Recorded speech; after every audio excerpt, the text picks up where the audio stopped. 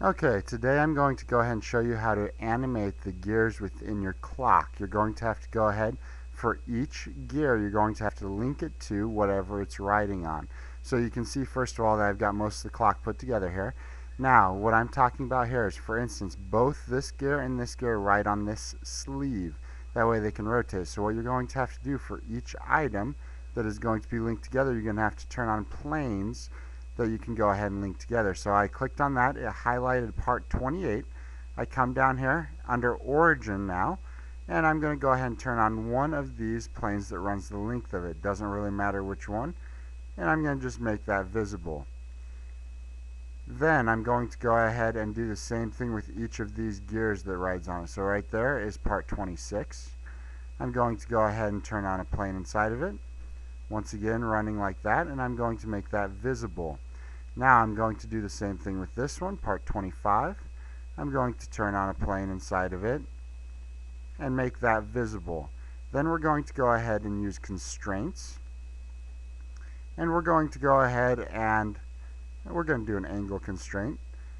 Two objects. We're going to go ahead and pick this plane. And if it gives you problems picking it, you could always pick it over here on the side where you selected it and turned it on to that plane. So now those are locked at the same angle. I'm going to hit apply. And I can take this plane and I can either lock it to this plane or this plane. It doesn't matter because they combine with each other as well. Apply and cancel. Now if you come in here, you can see as I turn that gear that both gears turn and that the sleeve turns. You're going to want to go ahead and do that on that shaft or that sleeve, and then down here, when you get down here, this gear and this gear turn on this short sleeve. This gear and this gear turn on this long sleeve. This gear actually turns on the shaft, which turns with this, this, and this. So all of those go ahead and get combined onto that shaft. This one turns on the little shaft that is used to wind it up. Then coming out to the front, you can hardly see it in there, but there's a little gear here that also turns on the shaft with this group of them here.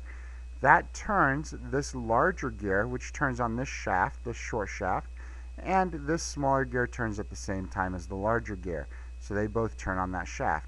Then coming back up to this shaft, we have a short sleeve here that this gear and the hour hand both turn on.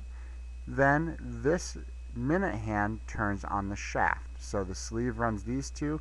That's how we get that ratio. So every time that the hour hand goes around or goes 1/12 of a rotation, the minute hand goes around one full revolution.